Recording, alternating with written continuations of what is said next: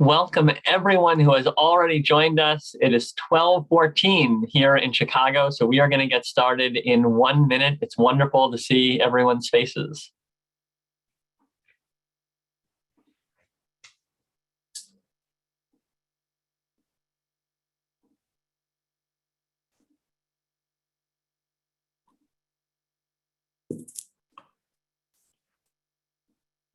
There's still room down front as you enter the room.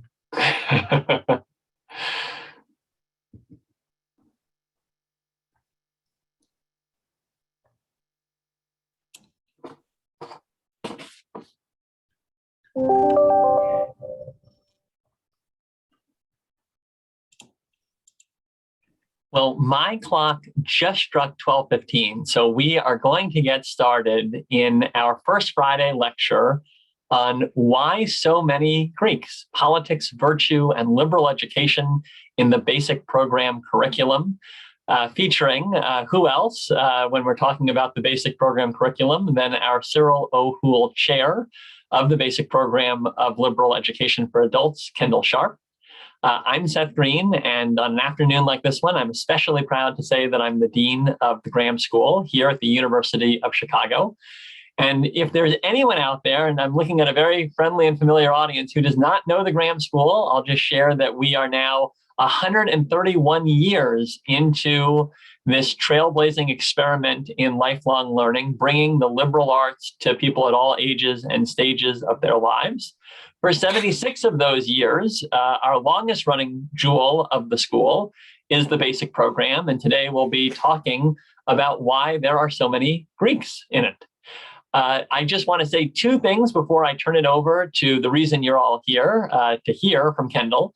First, happy holidays. I see many of our incredible instructors in the basic program out there and want to just thank you, especially at this time of year, for being truly transformative in the lives of our students and in the lives of our university. I believe this program has so much for what we believe in as a mission of growing knowledge, and you all are the reason that we're able to bring this to so many learners now around the world. I also want to just say a huge happy holidays to all of you as students who have chosen to make Graham part of your universe this year, and we hope again next year we will continue our learning journeys together. And on that note, let me just mention that we are starting something new. We have often had programming opportunities where you can peek into individual upcoming courses or individual programs like the basic program. We are now going to be also offering before each of the quarters where you're signing up an open house where you can peek into multiple opportunities at once by hearing from different programs areas. And so for those of you who are, designing your winter agendas, we encourage you to join us. And now let me share with you the speaker who is going to be bringing us through today's first Friday lecture.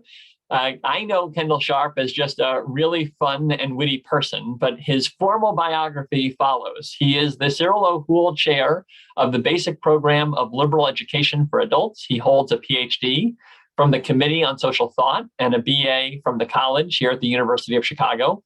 Formerly, he was an assistant professor in the Department of Classical Studies at the University of Western Ontario. And before that, he was assistant professor and has taught at DePaul University, the University of Illinois, Chicago, and here in our college in the Humanities Division. He rejoined the basic program, much to our great excitement, in 2019, having last served on the basic program team in the late 90s. His research and publishing focus on Plato's dialogues as literary expressions of the philosophical life and on the vitality of classical texts for contemporary political life. His teaching, and you can see many of the books that he teaches behind him, has included Greek and Latin languages, classics in translation, and both classical mythology and ancient Greek science. And so with that, I'm going to stop sharing my screen so that we can see the person who is going to be lecturing. Kendall, let me turn it over to you. Okay, thank you, Seth. And I will share my screen. Voila. Thank you very much, Seth, for the introduction. Thank you, everybody, for coming. do a few more adjustments. Okay, am I spotlit? I am spotlit. Very good. Whoops. So let me say that I will be, I'll be handling the question and answer session like I usually do when I'm not the speaker at the close of my lecture. And so let's follow the same procedure we do each month, where you type your questions into the chat function of Zoom. And then when I'm finished lecturing, I will revert there and I'll read your questions aloud, identify you by name, and then act like my alter ego, answering the question that I just posed myself. So, this is, it's a slightly longer talk. It's 46 minutes running time, at least when I was relaxed and timed it.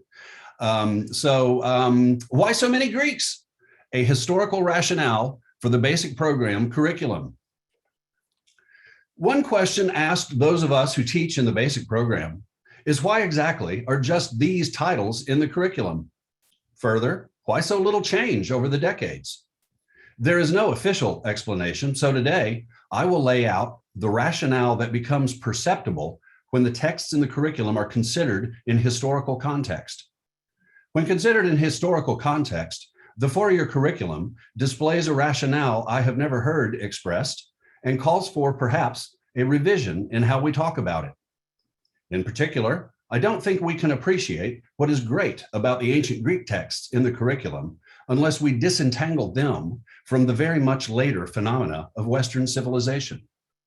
Once disentangled from the West and restored to their historical context, the Greek texts in the curriculum emerge as literally the basic texts for a specifically liberal education, in that they form a foundation or basis for life as a citizen in a free, self-governing society. My argument falls into two halves. First, I'll describe the historical context that the Greek classics as a whole fit into. I'll describe their position inside the overall basic program curriculum, as well as inside Western civilization as a whole. The theme throughout this first half is the unique position of the Greeks in world history due to their invention of freedom. In the second half, I'll describe the classical Greek world itself as a context, namely the historical context for the text we read. The theme in this half will be freedom as the context for composing and interpreting these works. Throughout my argument, both halves add up to a rationale for why the Greeks preponderate in the curriculum, why, that is, these books are beneficial and educational. This is a very specific why, though. In explaining why the Greek texts are valuable, I will explain how they became that way. I shall barely even touch on the internal contents and features of the books themselves.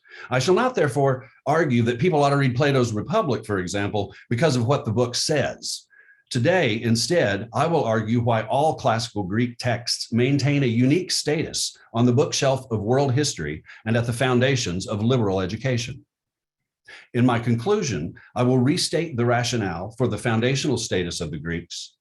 I will also extend the timeless benefit of reading the Greeks to the very timely, even urgent benefit of recognizing the tension within the Western tradition between the native Western preference for autocracy and domination over against the classical Greek practice of freedom, which won the day in the West only within living memory.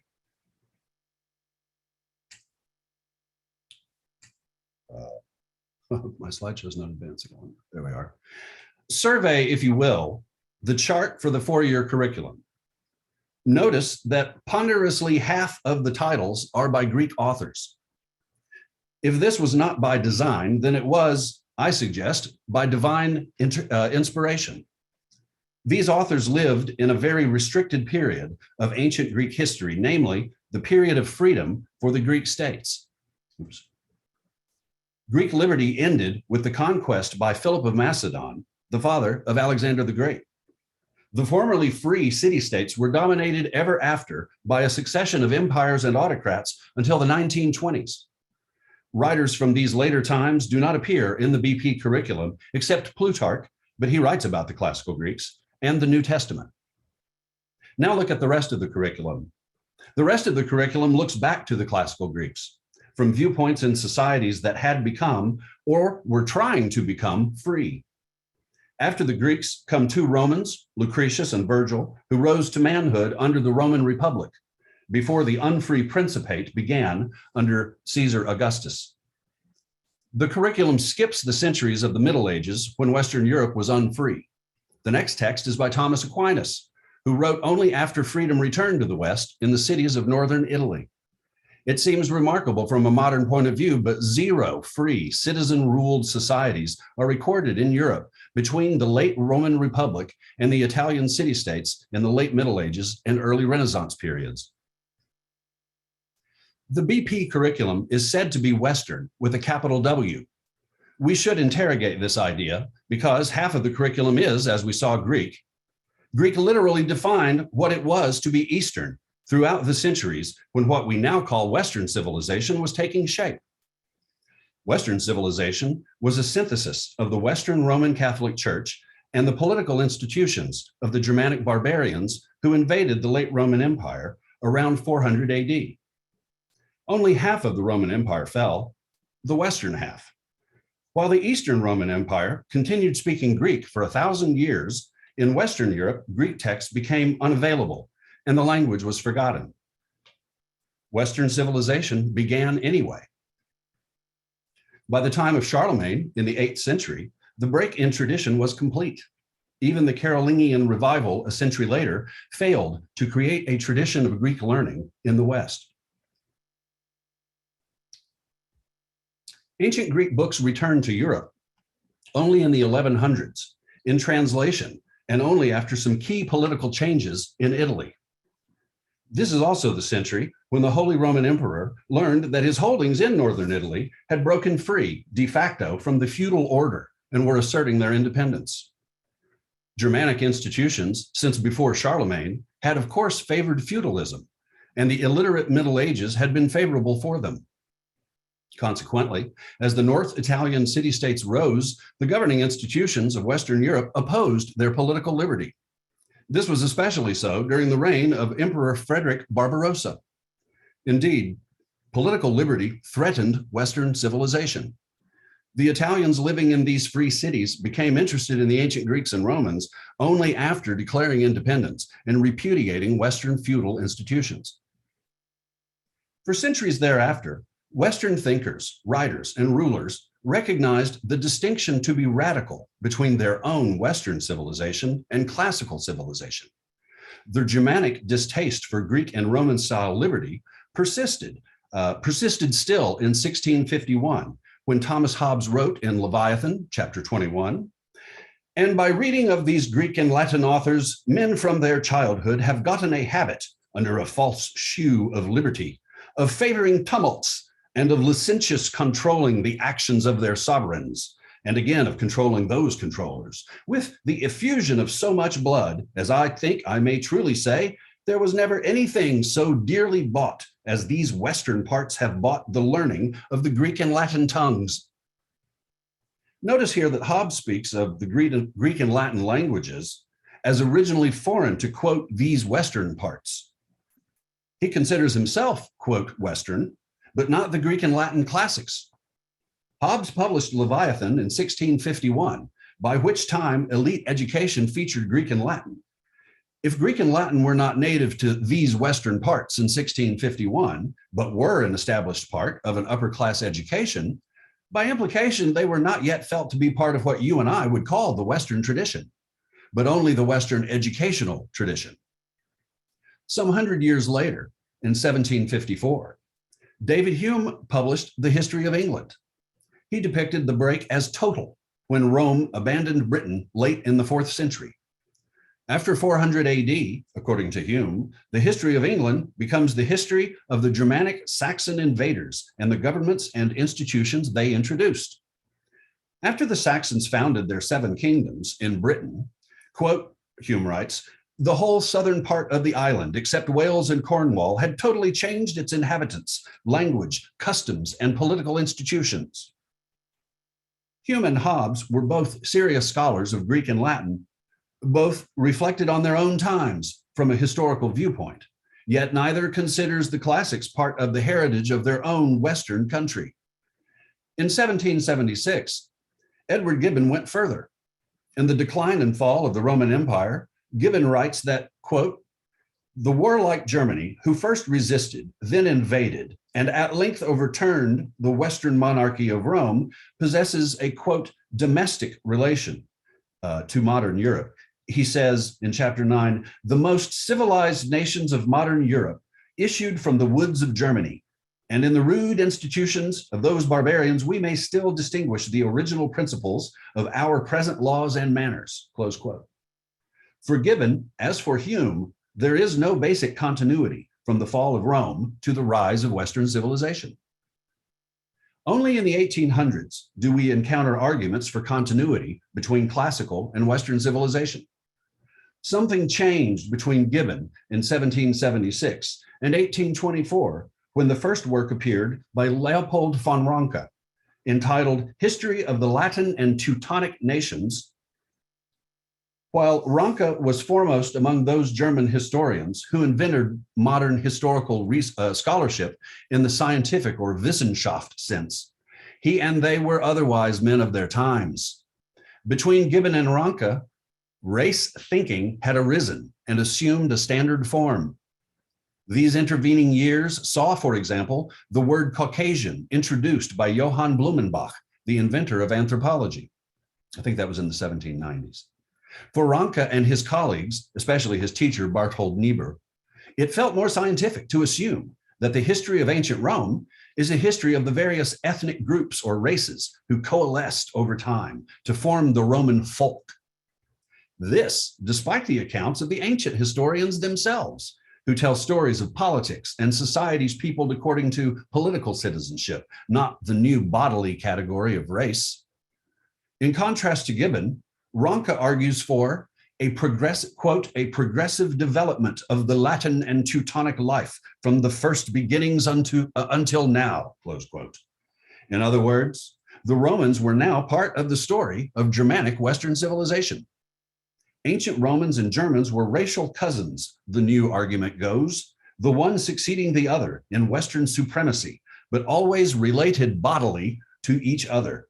Ranke writes, quote, "They are all sprung from the same or a closely allied stock, are alike in manners and similar in many of their institutions. Their internal histories precisely coincide, and certain great enterprises are common to all." Now get a load of these great enterprises. These great enterprises are the migration of nations, the Crusades, and the colonization of foreign countries, close quote. Ranke barely discusses the Greeks and the Eastern Church at all in his book.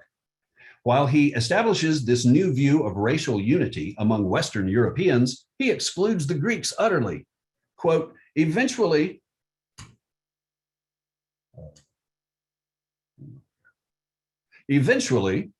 the purple of a Caesar passed to the Teutonic races in the person of Charlemagne. At length, these likewise adopted the Roman law. In this combination, 6 great nations were formed, 3 in which the Latin element predominated, viz. The French, the Spanish, and the Italian, and 3 in which the Teutonic element was conspicuous, viz. The German, the English, and the Scandinavian. No Greeks. Nevertheless, Western civilization had finally adopted a new ancestor in ancient Rome by means of the recently invented criteria of race and ethnicity and the admiration of conquest and colonization. Thus, we see that the Greeks entered the Western tradition with the Italian scholars, rather than, as many suppose, initiating the Western tradition themselves. They are only Western in the sense that the West adopted them into the Western educational tradition. They are no more Western than the Hebrew Bible, which was also adopted by the West. Unlike the Bible, the Greek text had to be rediscovered first, because the break in the Western tradition of Greek learning was complete. When Greek learning resumed, it did not repair the broken tradition, but began the new one of Western scholarship. So if the Greeks are in the curriculum not because they are Western or even ancestral to Western Europe, then what is special about them? There is another historical rationale. On this rationale, the basic program schedules the Greeks for the same reason we saw Thomas Hobbes blame them, namely their practice of political freedom. The idea of ancient freedom brings us back to modern race thinking. Not only are the Greeks not Western, they are not, as probably most people think, white. A prominent classicist about 30 years ago called the ancient Greeks, quote, the oldest dead white European males. But the ancient Greeks were not white. For that matter, neither were the ancient Romans, no matter what Ranke says. The Greeks and Romans could no more be white than they could be Tories or Whigs. It is quite literally racist to call them white because whiteness as a concept presupposes the modern concept of race. Whiteness, like Whigs and Tories, is a label and a concept bound in time to the conceptual categories of the speaker. The very idea of race was invented by men over the course of time, long after antiquity. Its invention is thoroughly documented by Ivan Hannaford in his book, Race, The History of an Idea in the West. Race was never a scientific category, but only ever a political category, which began to masquerade as a scientific one after the modern science of the body took shape. The concept race came into existence arguably around 1492, and more definitely as a pseudoscience in the late 1700s. It was never other than a pretext for domination. Domination for one man is another man's unfreedom. So race ideas and race words came into existence literally to justify unfreedom. As we saw earlier, domination and autocracy were the preferred political values in the West when the Italian cities broke free and started reading the classics. For about 4 centuries, these Italians maintained a free counterpoint to Western and Germanic domination and autocracy. The Greek text served the same role inside the BP curriculum as the free counterpoint to the strain of authoritarianism native to the West.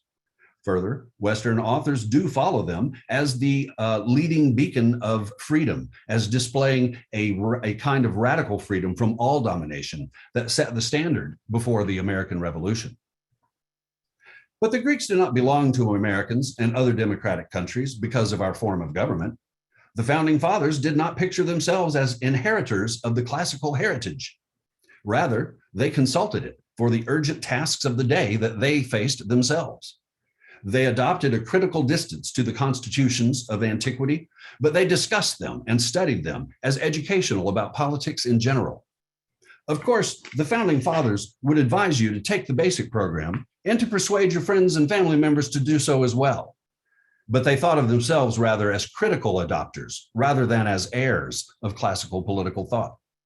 So the ancient Greeks do not belong to us because of our form of government, but our form of government does give them a special purchase on our attention. Because we have a constitutional republic, we are committed to ruling ourselves by the values and practices of another Greek invention, namely politics. Politics, in the Greek sense, pervades every text from the classical period and thus every work in the BP curriculum.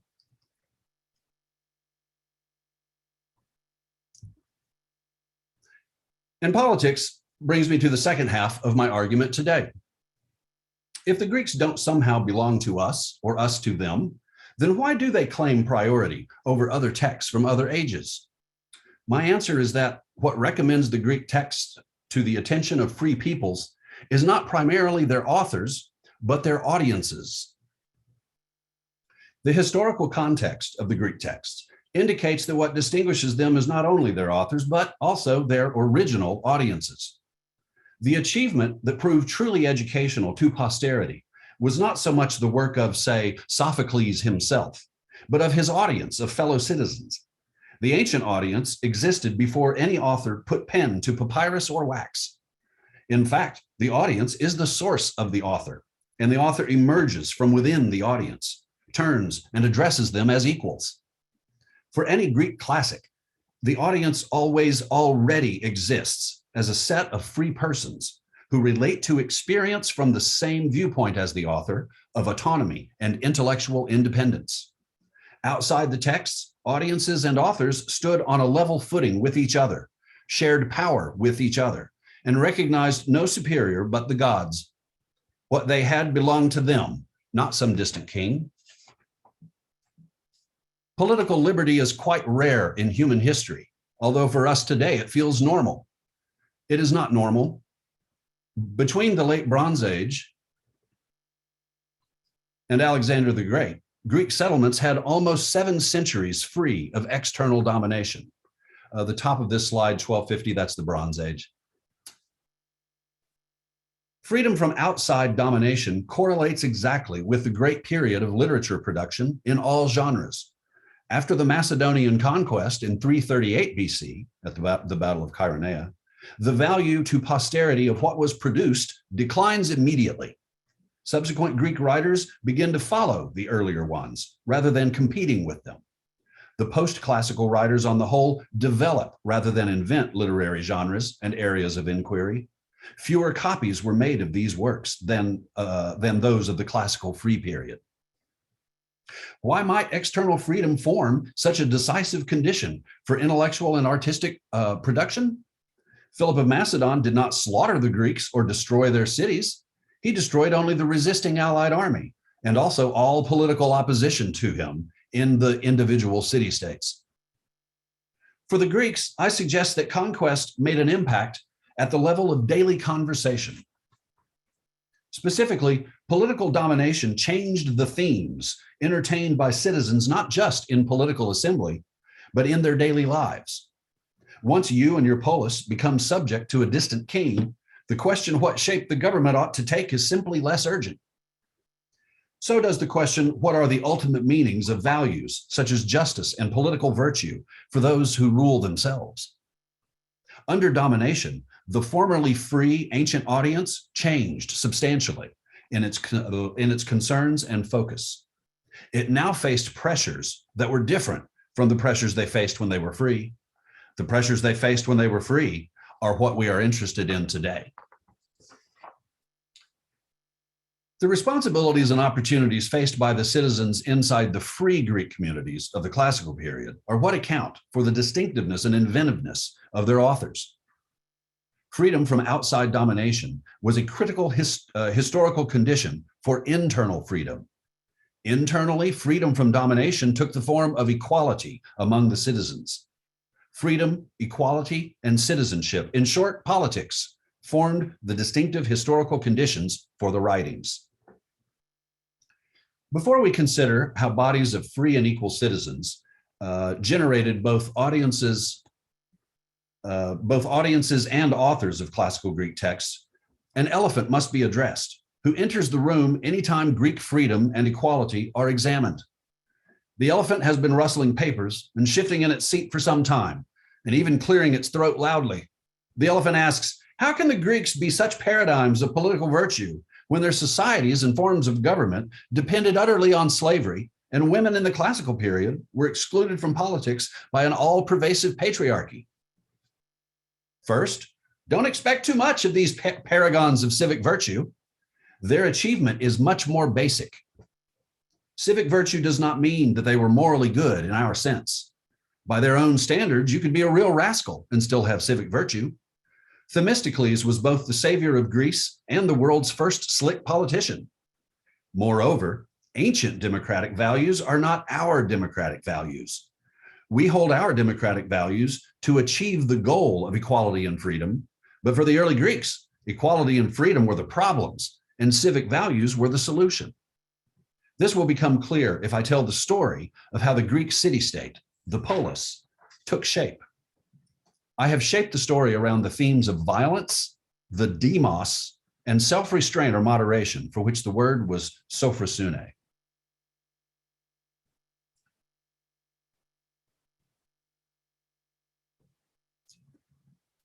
The Greek city-state arises in history as a, that'll be the slide we refer to. The Greek city-state arises in history as a way to solve the problem of social order without a monarch. Unlike the Romans, the Greeks never overthrew their kings for the sake of liberty. They merely ran out of them. Their kings disappeared from the scene when population declined between 1250 and 900 BC. The city-state then appears after 800 BC in communities where, as populations grew, no single family group could dominate the others. Of course, they tried. The main challenge to social order was civil strife, arising from disagreements between groups inside the polis, particularly when aristocratic families feuded. Soon after 700 BC, in one generation, warfare suddenly changed in a way that devalued all aristocratic claims to rule. Formerly, in the old warfare, the aristocrats supplied the warriors, who were sometimes horsemen and always were specialists in lightly armored single combat with sword and spear. But the new warfare used infantry and did so in a new way with heavier armor and new tactics. Moreover, the new infantry required a greater number of warriors with less specialized skill, but who could work together as a team. Their special equipment was the Hoplon shield that gave them the name Hoplite. It took only 20 years for hoplite tactics to spread throughout the entire city-state system. Then, except for Sparta, there comes a period in the life of each city-state of revolution, followed by reform. The aristocratic clans lose power, and their feuds are washed away in a wave of revolutions as governments are taken over by the first so-called tyrants.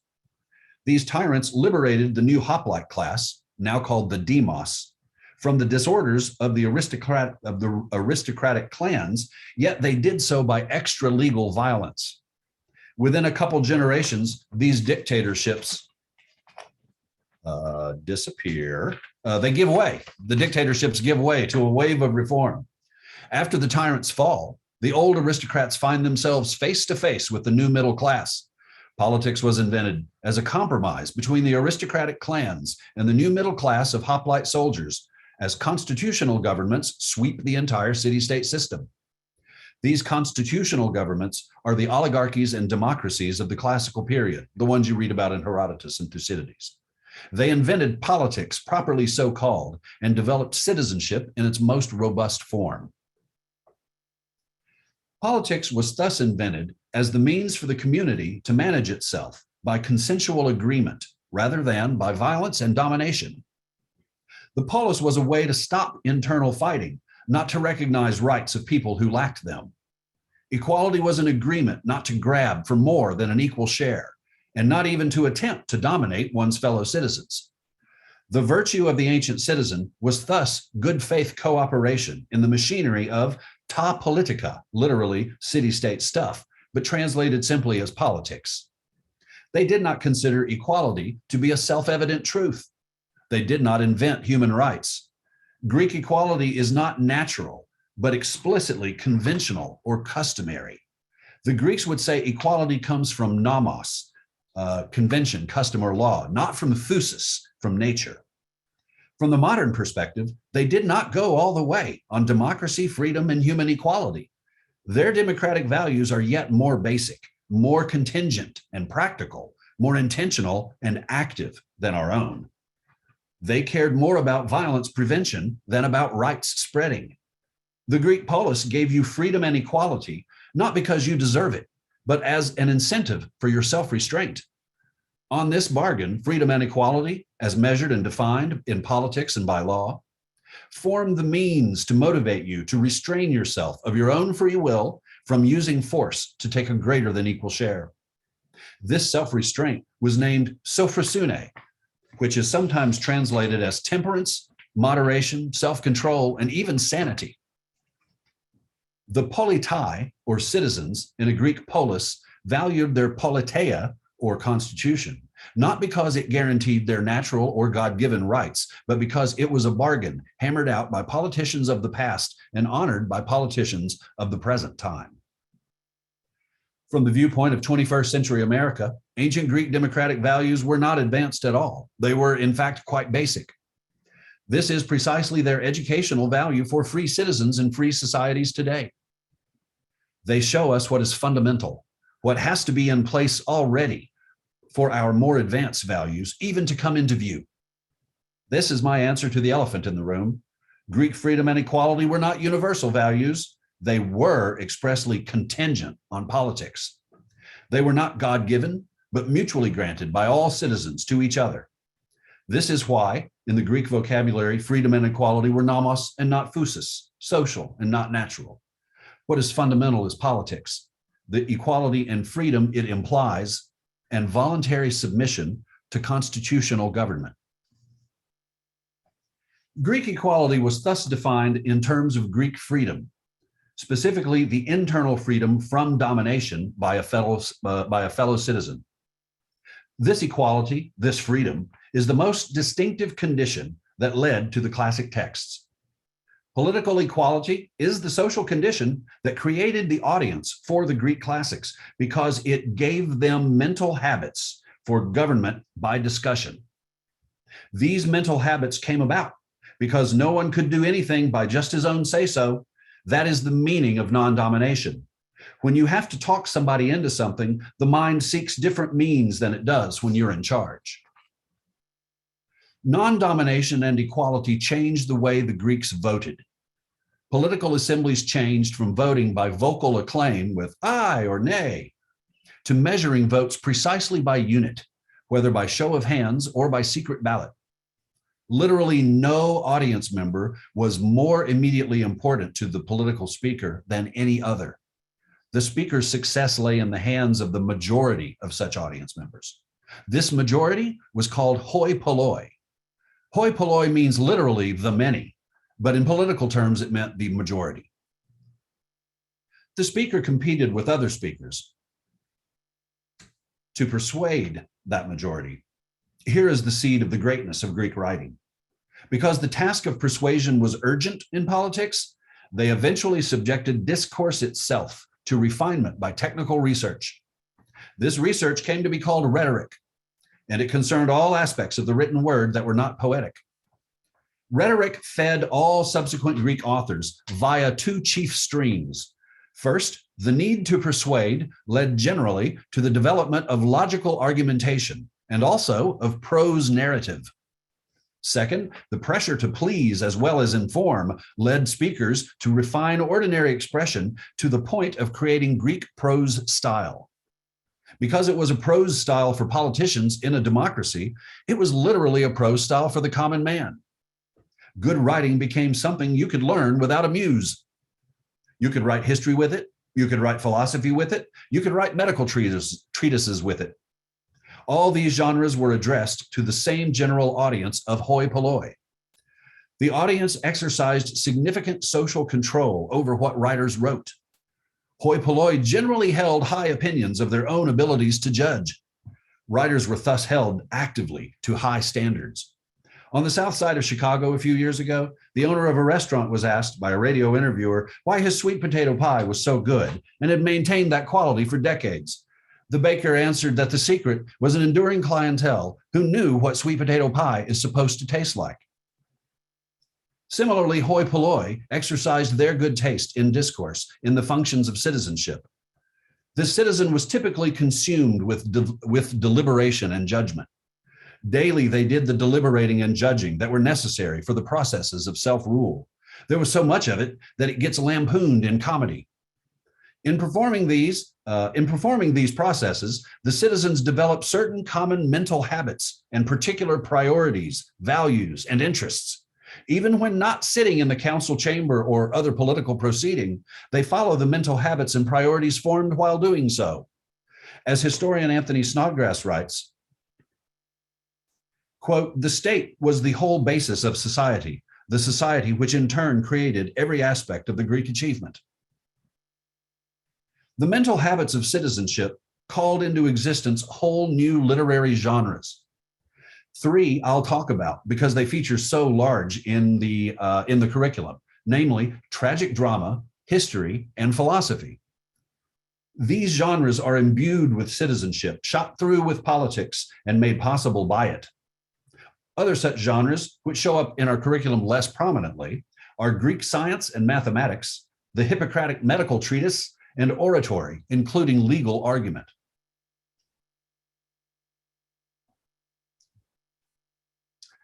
Greek tragedy, and comedy too, is essentially political. Every Greek tragedy was performed at a compulsory civic festival and voted on by the citizen body, who were seated in the same semicircular format as for political assemblies. And here on the slide, you see an overview of the political assembly, and compare that to the following slide of the theater. And this is the theater at two different versions of building. So every Greek tragedy was performed at a compulsory civic festival and voted on by the citizens who were seated in the same format as they were for political assemblies. The plays were composed expressly to compete for the approval of the assembled citizens as expressed by majority vote. A civic body decided which three playwrights would get to produce their plays each year. Essentially, Sophocles and Euripides applied for an annual government grant. Further, all the tragedies in the BP curriculum are meditations by the democratic polis about itself. Sometimes this is explicit, as when Aeschylus's Oresteia, which is read in year 1, winter quarter, celebrates the democratization of the Areopagus court. Sometimes less explicit, as in Sophocles' Oedipus Rex or Euripides' Bacchae, which are read in the autumn quarter of year 2. My personal discovery this term is that Sophocles' Antigone explicitly judges the autocracy of the mythic world by the values contemporary to Athenian democracy. I think most students and scholars view the central conflict in the play as between religion or family and the state. However, a close reading in a discussion format shows the central conflict at the thematic level is between apolitical autocracy and truly political democracy. In democracy, the assembled people, the demos, play a consultative and deliberate role for the executive, like those in the audience of a tragedy. Like the citizens who compose the audience of the tragedy. In an autocracy, by contrast, the executive can simply override good advice. On this close reading, Antigone dies because the sovereign power in the story lies with an autocrat, Creon, who can overrule good.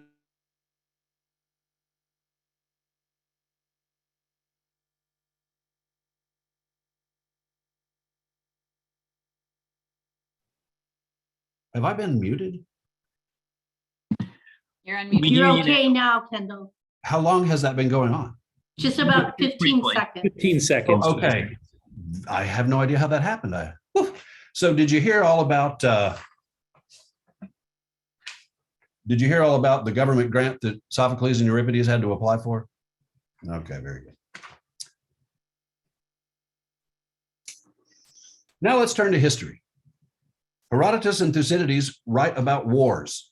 Both devote enormous portions of their work to recreating the speeches given by politicians throughout the wars they cover. They also describe battles, of course, but in depicting the speeches at length, they display their priorities and the priorities they felt that resided in their audiences.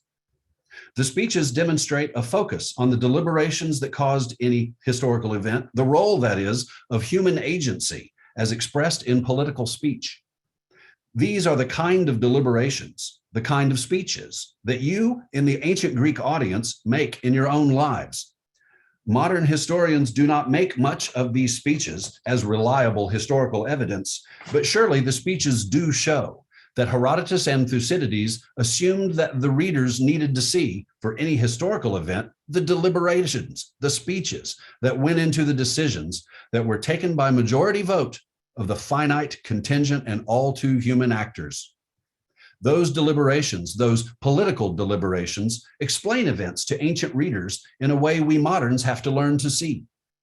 On every page of Herodotus and Thucydides, the motivation can be explained as giving the audience the kind of information, the kind of accounts, the kind of knowledge they need in prosecuting their own political lives. Herodotus also serves to promulgate democratic ideology. He reminds readers what Greek freedom is, both in the rousing speeches given to rally the Greeks in the narrative, but also by honoring the Greek practice of calling all peoples slaves, whose government is monarchy. I'll return to this point in a moment if time permits, or if someone raises it in the question and answer period. Classical Greek philosophy, our third democratic or political genre, sought to make civic deliberation better. Plato sought to make deliberators themselves better people by rationalizing their temperament and conversation. In Plato's dialogues, Socrates describes his conversation, his Socratic method, as an alternative form of political career. Politicians, as we saw, led by addressing persuasive orations to a large audience who would hear other speakers also and then vote yes or no. Socrates, by contrast, addresses the citizens in private conversation, quote, like a father or brother. And rather than win you over, he puts you on the spot. The conversation always turns out to concern yourself and your life as a whole. Also, the title of Plato's central work, the so-called Republic, should probably be translated simultaneously as citizenship and constitution. The same word, politeia, was used of the essence of being a citizen and of the essence of being a polis. The book as a whole redesigns the personality of a democratic citizen to make them more rational. Furthermore, Socrates' method of question and answer makes no sense outside the democratic government. Cicero said that Socrates found philosophy in the heavens and brought it down to the streets of the city, that is, to politics. In Plato's dialogues, Socrates converses with citizens in an advisory or consultant capacity, which is a democratic thing because advice was the broad name for political discourse. He holds these conversations in a special democratic mode as well, namely frankness or parrhesia. The word parrhesia means literally saying everything, in that no speech is forbidden on grounds of personal deference. If all citizens are equal, then status cannot command deference among them. In a democracy, you need not fear offending a so-called great man, as Voltaire had to fear in France. In ancient Athens, there were no great men. The concern about deference, though, appears in a proto-democratic text, namely page 3 of the Iliad, book 1. There, Calchas the seer agrees to speak in the assembly only after Achilles promises to defend his safety, because Calchas knows what he has to say will offend Agamemnon. In democratic Athens, Agamemnon would have been caricatured on the comic stage with a grotesque mask. Aristotle is the great theoretician of deliberation itself. He does not so much want to make citizens better people, so much as give them advice and information they can use. He treats the full spectrum of political action in his trilogy of the Nicomachean Ethics, the Politics, and the Rhetoric. His Politics in particular, in places becomes an ethnography of governments around the Mediterranean, Greek and non-Greek. We know from this book that our knowledge of ancient democracy suffered a great blow when the texts of the ancient Phoenicians and Carthaginians perished, because they were perhaps the original republics. They seem to have invented citizenship and transmitted it to the Greeks along with the alphabet for writing down the laws. It is possible that ancient Phoenician and Carthaginian texts, Punic texts that is, would belong in the basic program curriculum if only we had them. Already by this point, the rationale is sufficient for the foundational and timeless role of the Greek classics in a specifically liberal or free person's education. But it is not sufficient for unpacking the particular timeliness, much less the urgency of the Greeks for free peoples at the present time. The rationale for their foundational position is first, as we have seen, the texts themselves are the fossils of the first free and equal political activity on record. They are modern free people's sources for information about citizenship in its most robust form. They still outlast our own form of government, in fact. Second, they serve us in this role because no other society has produced texts written by free and equal citizens to an audience of free and equal citizens without direct influence from the Greek record. Consequently, the Greeks are basic and fundamental to these later writers. The reason they are timely and even urgent will serve as my conclusion. In a way, Western civilization has constituted a 1500-year project to adopt the ancient Greek concept of citizenship or politeia. When people praise Western civilization for the rise of freedom, they rarely remind us that freedom is not native to the West. The true value of the Greeks for free peoples today lapses into oblivion as soon as the West is given credit for Greek freedom. The Greeks account largely for what is good about the West, but not because they themselves were Western. Rather, the West is good because it gradually over time began finally to realize in its own policies freedom in the adopted Greek sense. What is native to the West is government by domination. For almost all of its 16 centuries, Western civilization used forms of government that were autocratic. Domination in the West did not stop until the Allied victory over the Axis powers in 1945. By contrast, ancient Greek freedom resided in constitutional citizenship, politeia, freedom, and equality. Politeia named government of, by, and for the citizens. Citizenship was a condition of non-domination. Constitutional politics imposed only an honor system on citizens. The self-governing peoples determined to leave themselves vulnerable, to a great extent, to citizens who may act in bad faith. The politic Greeks, wrote Montesquieu, had no other support than virtue. In American politics, we call virtue norms. Greek citizenship can also clarify exactly what are political equality and freedom. The point for Americans about Greek freedom and equality is not how much inequality and unfreedom lived below the level of citizenship. It was a lot. It has been described as an extended aristocracy. Rather, the Greek innovation is the utter elimination of any status above common citizenship. Domination had no foothold in the political machinery, and even desire for it was disloyal and unpatriotic. There is thus, within the Western tradition itself, between ancient freedom, there is thus tension within the Western tradition itself between ancient freedom and Western autocracy. Before Greek learning was revived in the West and the Latin classics rediscovered, political freedom emerged as a practice and idea only, as we saw, among the city-states of northern Italy. As we saw, it was they also who revived Greek learning and who began collecting Latin manuscripts from monasteries around Europe. The first practitioners of freedom in the history of Western civilization were thus also the first scholars of the classics of ancient Greece and Rome. Their political freedom came first and was followed by desire for the classics. The Italian Renaissance introduced into Western Europe ancient witnesses to political freedom, to law made by vote in popular assembly, and to the status called citizenship. These political ideas entered the Western tradition in the pages of the reborn Greek and Latin classics, to be sure, but they were anathema to almost every government in Western Europe from the days of Frederick Barbarossa to Operation Barbarossa. Since democracy spread through Europe after 1945 and civil rights perked up in America 20 years later, it is easy to assume freedom and equality are safe in the West. But these ancient Greek values have shallower roots in the West than does the native taste for inequality and domination. In America, the founding fathers broke from the Western tradition by writing freedom and equality into the Constitution. But in taking nearly 10 generations to apply these principles actually to all citizens, the nation struggled to overcome old European habits.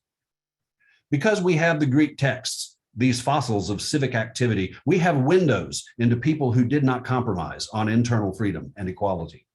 They finally lost their freedom only through external conquest. They never, through neglect or temptation, chose to surrender their freedom. There are some notable exceptions in history, but the general rule holds for the texts we have. Nor is there any reason to imagine that the Greek cities became unpleasant places to live under political domination. They just stopped producing texts that are fundamental to free citizenship. The texts we have are communications within the audience of free Greek citizens. Because, as we saw, the authors emerge from the audience is in conversation with the author, because the author returns to the audience at the end of his message. We can eavesdrop on these conversations and perhaps benefit by learning how the archetypally free people talked to each other about life in a free condition. At the very least, we can understand them and reconstructively imagine their viewpoint. At the very most, we can find specific passages to turn into our own political or cultural principles, such as freedom, equal rights under the law, democracy, and non-domination. But we should never forget that we are eavesdropping, and that these texts were written largely because there was at the time sufficient audience for them, and with no thought for a posterity 2,000 years hence of barbarians like us. Thank you very much. And now I'm going to take a sip and check out the chat. Where are you, chat?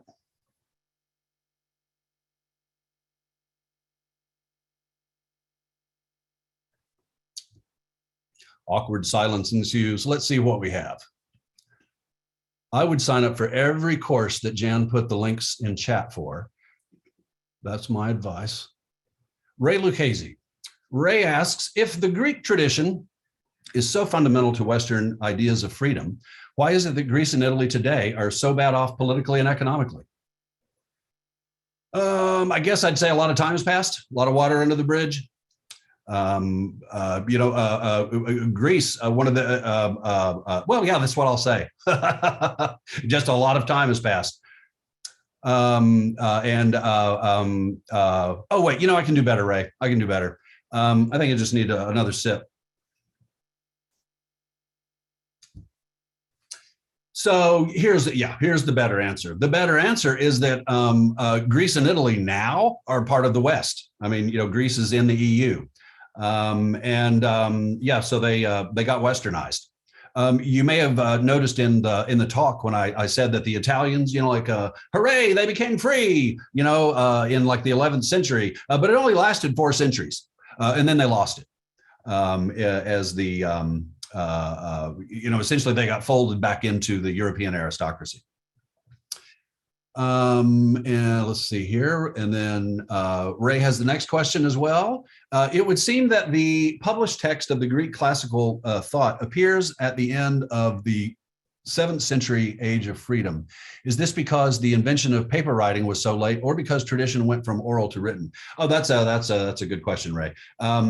Let's see, I'd like to flash the slide up here with the chronology on there, but essentially let me just answer by telling you a story, a quick story. I mentioned that the Phoenicians seem to be the source. We know they're the source of the letters of the Greek alphabet.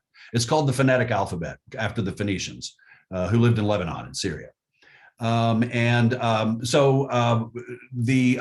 historian I quoted, Anthony Snodgrass, in that book called Archaic Greece, highly recommended if you're wanting this, the straight history done at a superlative level.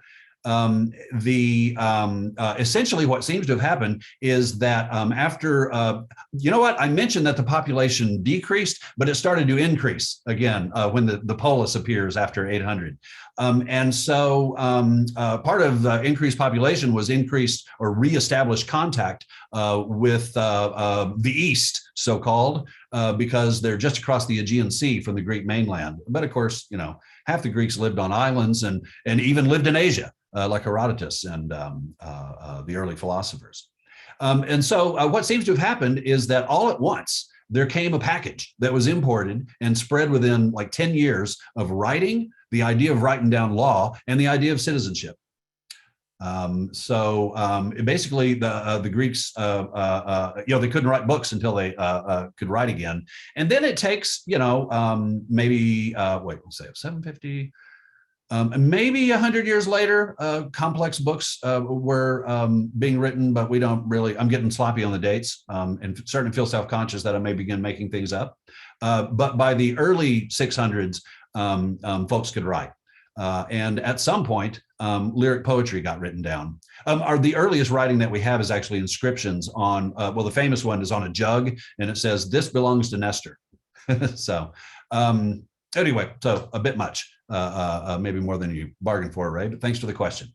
Nancy Kelly Martin asks, can you comment on the nature of Greek freedom in terms of Isaiah Berlin's 2 concepts of freedom, negative and positive? I'm afraid that I'll have to say, not really. No, I can't really, because I didn't go back through the lens of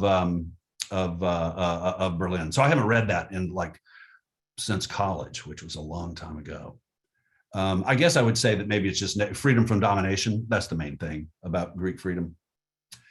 And then Joe Alulis asks, thank you for your question, Nancy. And then our own Joseph Alulis asks, on the hypothesis that Plato and Aristotle are partial to kingship, one could say they are more Western than Greek. How would you respond? That's an interesting question. I would say, that the West still didn't exist.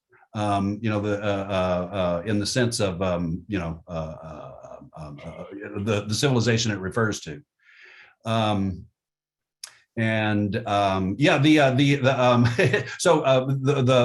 4th century when Plato and Aristotle lived, and also an orator who called himself a philosopher named Isocrates. They seem to cotton to monarchy. Now, I would say actually that Plato is not partial to kingship, at least in the dialogues. Maybe in his real life, as we saw, those of you who came to the event in the spring with James Redfield discussing the affairs at Syracuse. But Joe, the way I read that, like the Republic, as I said in the lecture, like its title is Politeia. So that means, yeah, constitution, but simultaneously it also means citizenship. And it's not like it has two meanings. It's because the Greeks thought of that one word. It means city-ness. And so an individual person can have a share of city-ness. And then, of course, the city as a whole, the city-state, possesses city-ness. And so I think the Republic is a reform of the democratic individual. So thanks for your question, Joe. And then Ray, you're very active today. Is the city-state the largest entity that can be democratically ruled as the Greeks would have it? Well, so there's two ways of thinking about that question. One of them would be, why don't I just say, yeah, because Aristotle in the Politics, and I may get this a little bit wrong, but he says, like, you can't really have a city larger than one whose political assembly, the political assembly has to be small enough to hear the speaker. So in a day before public address systems, Aristotle would say, like, well, no, don't grow larger than where, when you're seated in that amphitheater where people can no longer hear the speaker. However, if you then factor in, modern audio-visual and modern technology, communication technology, then I think the question opens back up, and that would be something to ask Aristotle. And that might have an interesting answer. Thank you, Ray. Eric Anderson asks, something about Antigone and Creon cut off before the end. Oh, thank you. Thank you, Eric. You're that was where, I don't know why it muted. And then Doug Baldwin, Kendall, thank you for the presentation. Oh, is a transcript available? I don't really know. I know I okayed the auto transcript for accessibility, but I don't really, that's a part of Zoom that I don't really know. Jerry Stein, thank you, Jerry. Gary Shapiro asks, if the practice of rhetoric was so critical to many aspects of Athenian life, why don't we teach it? Other than the occasional reference to its centrality to Greek education in the basic program? Yeah, that's a really good question, Gary. One of the main reasons is that it's so particular. The only pieces of rhetoric, they're like, like a lawsuit about an inheritance. Somebody is prosecuting someone else, because you took my inheritance, before I reached age. But I don't know, Gary, if you really leaned on me, I have a weakness for just including anything, more from the classical period. And, an argument could be made that maybe, Demosthenes, who is the full flower of Greek prose style in the 4th century, he's the guy who wrote the first Philippic. It's like it became, for Cicero a few centuries later, he wrote Philippics about a guy who wasn't named Philip. But when Demosthenes' speeches called the Philippics were against Philip of Macedon, and he's rousing the Greeks, to preserve their freedom. But that's why I think oratory is just too political. Too particular. And so when it talks about politics, it's talking about how I want this audience today to vote. Rather than what is the just. But that's my opinion. That's the best I can do. Mason Bryan, thank you, Gary. Mason Bryan asks, 30 new messages. Oh, there are a lot of questions. Okay. It's 1:18. All right. I hope I didn't read too fast, Jerry. Mason Bryan asks, it is immensely clarifying to learn of the distinction between classic and Western. Thank you, Mason. Western, as you note, has long been coded as white and been invoked by eugenicists throughout the 20th century. You say that America's founding fathers took a critical approach to the classics, used them as counsel, and made them a central part of elite education. Given the emergence of slavery in the US, it seems hard to untangle the alliance between the classics, or at least the way they were used, and forces of domination and oppression. Can you speak a bit more to this uneasy historical dynamic? It's hard to think about the emergence of freedom and inequality alongside racial terrorism. Yeah, I agree. Thank you very much, Mason. So one of the things that I noticed when I was reading, you read old stuff, is that like people basically who favored slavery and thought, that classical civilization, like what the classics they liked was Roman Empire. They liked the idea, like Ranke said, to think of their heritage in the West as being, militarily strong and culturally dominant. So they didn't. So in one way, it's not even like they used the ancient Greek classics to effect these wicked ends. I mean, it's just they might have. They certainly did in part. And I say certainly, and then I suddenly realized, like, as an educator, I should tell you, I'm actually not certain. Like, I'm getting into some shallow water for myself here. But essentially, the classics, for any generation, if you do not do what we do in the basic program, which is go read them yourself, then they get packaged by the people who, do education that generation. And so earlier generations, well, Ranke, for one, in the 1800s, they used texts from the ancient world to justify stuff they wanted to do. And that's just the way it is. So for us, what we have to say is, well, we don't have to listen to them. Like their attitudes and values about the ancient world color the kind of knowledge that they can produce about the ancient world. So if we just set aside wickedness, then we could, rebuild an interpretation and an understanding of the ancient Greek achievement. And I was one of the things that I've been thinking is why I haven't seen anybody state all this. Oh well, what's good about the Greeks is they provide freedom into the Western tradition. Is that I think that it was really only in the mid 20th century. I was building on a scholar I didn't name, a couple of scholars I didn't name, who developed, I want to say in the late 40s, early 50s, the ideas that the polis society drove the formation of the government. Well, those two are defined in terms of each other, but drove the cultural achievement, especially in terms of philosophy and history. So that'd be one reason is the old timers they were slightly wicked and they just didn't know any better. Thanks for your question, Mason. Let's see, 122. Jan, pipe in. You know that I will just keep going because there's so many questions. So pipe in when it's more socially appropriate for us to call it a day. Christina Riley asks, oh, because they're stuck in the euro. Okay. Thank you, Christina. Robert Riva asks, are you saying that for the Greeks, the idea of polis was rooted in physis nature and the idea of politeia? Yeah, no, I'm not. And the idea of politeia was rooted in nomos convention. If so, did the Greeks consider the two linked at some level? Is this related to your comments about sophrosyne and moderation? No, so everything political was nomos. Was the point that I wanted to make. So that there are no natural rights, there are no God-given rights. Thanks for your question, Robert. Yeah, I'm sorry. Can I ask my question?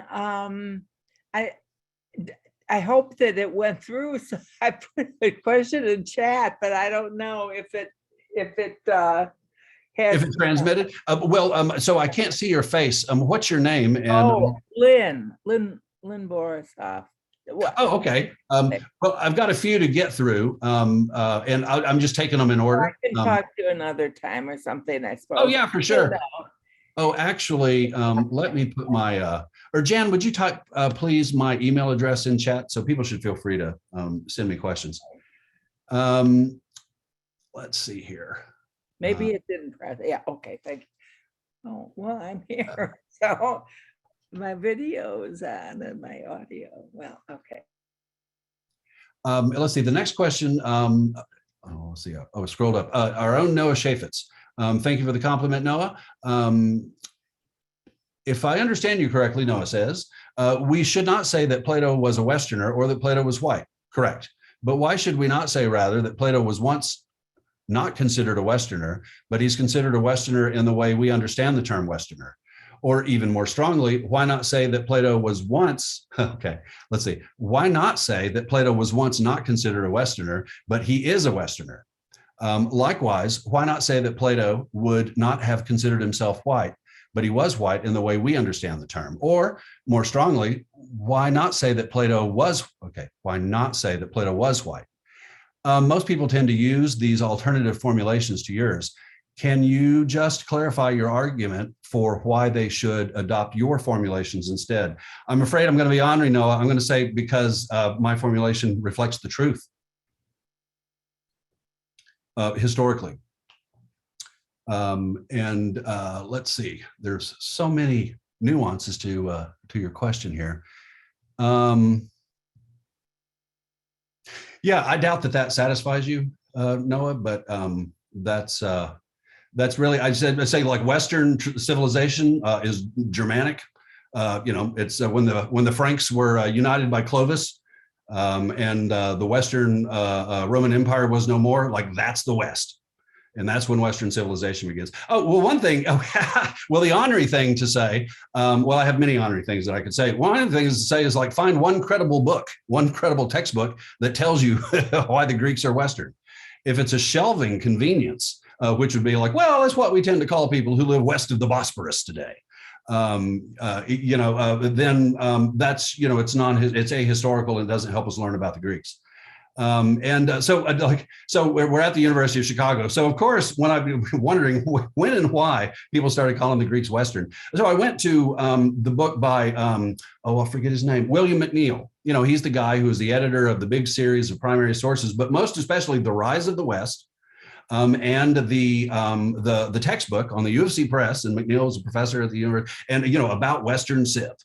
And when you look in there, he does not say that the Greeks were Western. He says that they were prior to the West. They were also prior to Islamic Civ that arose, and every other piece of classical civilization. I'm looking at a map here of the Mediterranean that at the demise of the Western Roman Empire cracked up into different pieces. And so the Greeks and the Romans are, no more, no less ancestral to any of those pieces that broke off. So thank you for your question, Noah. William Croft asks, perhaps a stretch, but is there evidence of the Greeks studying or taking further interest in works from Eastern cultures they were exposed to in travel and war? Then those works influencing their own works? I'm not certain how the dates line up, but perhaps Gilgamesh is definitely an example. Scholars over the last, since 1970, really since 1980, have found lots of liaison between the ancient Greeks of the Archaic and even the Iron Age period, and quote unquote the East. Because the East, it's like really not very far from where they were. If you go to Greece today, it feels like the Mideast. The climate, there's a lot. It's very dry. So anyway, it's all the same culture world. They surround the Aegean. I would say that one piece of evidence is the one that I mentioned. Citizenship. So from Phoenician culture, the Greeks seem to have gotten writing, the alphabet, and then written law and citizenship. There are Gilgamesh. Actually, in interest of getting into other questions, let me just say that there's lots of influence. There's lots of evidence of lots of influence. Thank you, William. Susan Booth asks, could you define politics as it is used today as a situation in an office setting or in terms of the phrase, it's all politics? So how I would define politics that way.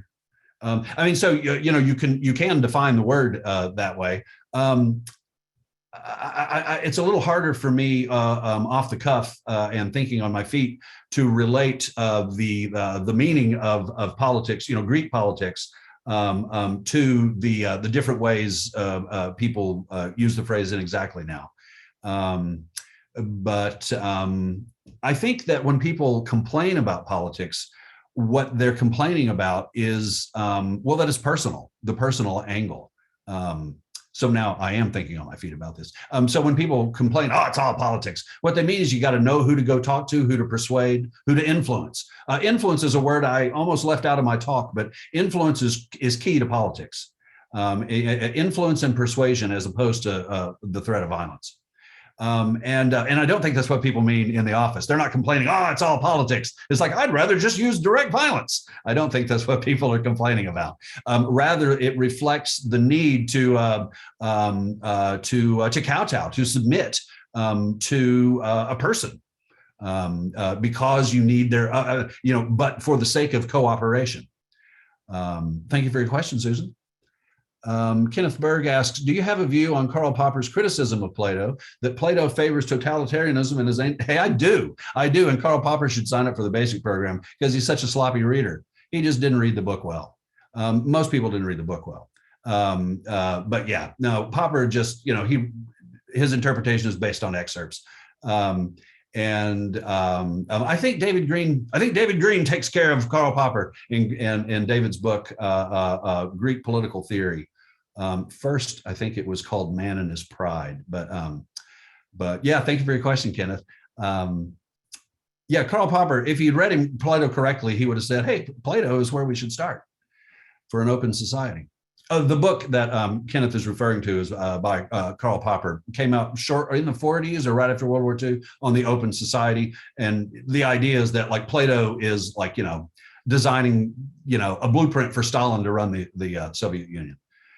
Robin Gaston asks, thank you for acknowledging the elephant in the room. For those of us women and slaves who would not have been part of the male citizen audience, should we take on the perspective of being male citizens when reading these texts versus acknowledging we would not have been in the audience? Are there texts that present the view of the non-citizens from that period? Let me think, are there texts that present the view of the non-citizen? Well, actually there are some, but not, well, okay. So there's basically exceptions to everything that I say. First of all, there are two categories of ancient evidence. There's literary evidence, and then there's documentary evidence. And so literary evidence tends to be fine arts, like a tragic play. But in those, sometimes, women and slaves are represented. But of note is Euripides, who was felt by his contemporaries to be naturalizing tragedy, and he was becoming rather sympathetic to women and slaves in particular, and he portrayed them. But that's still we don't really know because we don't have documents. We only have literature about that time, about slavery, exactly how much information you can get about slaves and women from Euripides. But then there's like a law court speech from the 4th century. And I can't remember exactly what the case was, but it's noteworthy because of the evidence for ancient prostitution, which began at I was going to say a shockingly young age, and then I just remember what the news has been like the last couple of 3 years, so you can find out there. And she may have been a citizen, but she was certainly disadvantaged. And then there were some famous people who were not citizens, who were medics. Which means they could still be well-to-do, but they basically lived in town as a resident alien. They had a green card, an Athenian green card. Such as in the Republic, the setting is owned by the house, is owned by Cephalus, the old man, and his 2 sons, Polemarchus and Lysias. That's a family of non-citizens. So they couldn't vote. And let's see, what was the first part of your question, Robin? Oh, about interpreting. Well, here, let's see, should we take on the perspective of being male citizens when reading these texts versus, I would say, do you think, and this is something that I wish, that we could engage, and actually should be an email and we could talk about it, Robin, does it have to be a versus? I think for interpreting the text's primary meaning, you want to imagine that you are, who the author has in mind. But then also there are other people, and who's to say that the author did not have in mind women and literate slaves? It's just that they were not going to be able to act and react by voting and in civic activity. So I would wonder if it's necessary for there to be a versus between the two, or if we could just dig in harder, do more work. It's the University of Chicago, and develop 2 translations, 2 interpretations. Imagine, okay, here's the one that Thucydides was prepared for, the one he was trying to generate, wants me to interpret it this way. But then what if I'm a slave or a woman at the time? What perspective would a person in that position apply to the text? And I think both of those are they're valid in the sense that there were real people back then, and they go into the makeup of the text. I see Jan making motion. Is it time to go, Jan? Yes, it is. Yeah. Thank you very much, Kendall. Thank you. Let's see if there are. Oh, I almost made it all the way through. I think I did. Okay, great. All right. Excellent. Oh, so thanks everybody for coming. It was recorded, I believe, yet still recording, and so the recording will be available sometime next week on the Canvas site, the Graham Student Community. What else is there that I say when I'm not the one on the spot, Jan? You say that everyone should unmute and applaud the speaker. Oh, oh, it was not a setup. It was not a setup. Thank you very much. Well, all righty. Thank you very much, everybody. Thanks for coming. Great job, Kendall. Thanks, Seth. Thank you. Let's see, I'm going to remove the spotlight so I can see folks. They're diminishing rapidly. Of course. They are. Only 8 people at my time. They're off to celebrate the holidays. Oh, hey, Gonzalo. How are you? Great lecture. Well, oh, thank you. Thank you very much, sir. Nice to see you again. Nice to see you. The problem with teaching, is like, the switching. And so you start to miss people that you used to spend a lot of time with. It's like, All right. locally dokily, everybody. So I'm going to go ahead and turn off the recording.